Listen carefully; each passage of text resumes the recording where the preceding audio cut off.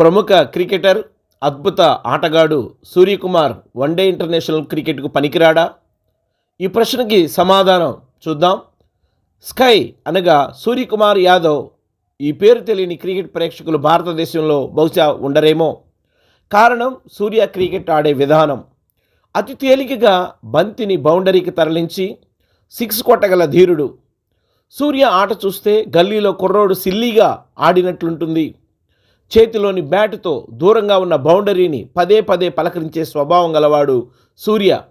ఇది అతిశయోక్తి కాదు, సూర్య ఆట నైజం ఇది.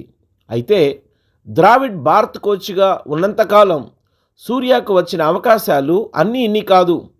వన్డే ఇంటర్నేషనల్లో వరుసగా విఫలమైన దాని ప్రభావం తర్వాత మ్యాచ్ల్లో ఆడకుండా చేయలేదు. కానీ ప్రస్తుత పరిస్థితి వేరు. గౌతమ్ గంభీర్ భారత కోచ్ అయిన తర్వాత సూర్యను టీ20లకు మాత్రమే పరిమితం చేయడం సూర్య అభిమానులను గొప్ప నిరాశపరిచింది. సూర్య వన్డే ఇంటర్నేషనల్కు పనికిరాడా అంటే అలా అని అవును అని చెప్పలేం. కారణం వన్డే ఇంటర్నేషనల్లో కూడా స్కై అద్భుత ఆట తీరును కనబరిచిన రోజులున్నాయి. సూర్య ఆడిన 37 వన్డే ఇంటర్నేషనల్లలో 773 రన్స్ చేశాడు. బ్యాటింగ్ యావరేజ్ సగటున 25.56గా ఉంది. అతడి ర్యాంకింగ్ 78గా ఉంది.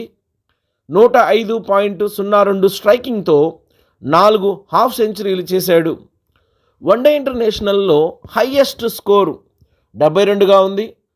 అయితే అంతా బాగానే ఉంది, కానీ ప్రస్తుతం భారత క్రికెటర్లలో కేఎల్ రాహుల్, శ్రేయస్ అయ్యర్, హార్దిక్ పాండ్యా, రిషబ్ పంత్ వంటి ఆటగాళ్లు సూర్య కన్నా మెరుగ్గా వన్డేలలో రాణిస్తుండగా సూర్య తన స్థానాన్ని వన్డేల్లో కొనసాగించడం కష్టమైంది. దీనికి తోడు కొత్తగా వచ్చిన ఆటగాళ్లు వారి యొక్క ఆరంగేట్రం గొప్పగా ఉండటాన్ని బట్టి సూర్య వెనకబడవలసి వచ్చింది.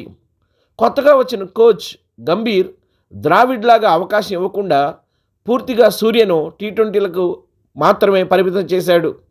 క్రొత్త ఆటగాళ్లతో గంభీర్ ప్రయోగాలు చేస్తున్నాడు. అందుకు ఉదాహరణ శ్రీలంకతో జరుగుతున్న ప్రస్తుత వన్డేలు. అలా అని ప్రస్తుత బ్యాటర్లు శ్రీలంకపై పెద్దగా రాణిస్తుంది కూడా ఏమీ లేదు. ఒక్క రోహిత్ శర్మ తప్ప మిగతా వారు పెద్దగా రాణిస్తున్న దాఖలాలు లేవు.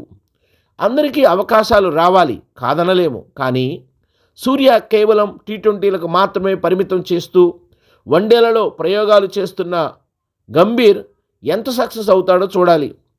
సూర్య ఒంటి చేత్తో గెలుపు బాధ్యతను భుజాన వేసుకుని ఆటను గెలిపించిన ఉదాహరణలు కోకొల్లలు. గంభీర్ సూర్యను మరీ ప్రక్కన పెట్టకుండా వన్డేలలో కూడా అప్పుడప్పుడు అవకాశం ఇస్తూ టీంని నడిపిస్తే అభిమానులు నిరాశపడరు. వయసురీత్యా అంతర్జాతీయ క్రికెట్లోకి లేటుగా వచ్చిన తనదైన ఆట తీరుతో సూర్య వేసిన ముద్ర అభిమానులలో చెరిగిపోనిది. చూద్దాం కొత్త కోచ్ నిర్ణయాలు ముందు ఎలా ఉంటాయో. ఫ్రెండ్స్, సూర్య తిరిగి వన్డేల్లో కూడా రాణించాలని కోరుకుంటే లైక్ చేయండి, లేదంటే కామెంట్ చేయండి. మా ఛానల్ను మీరు ఇంకా సబ్స్క్రైబ్ చేసుకోని ఎడల సబ్స్క్రైబ్ చేసుకోవాల్సిందిగా కోరుతా ఉన్నాం. జై భారత్.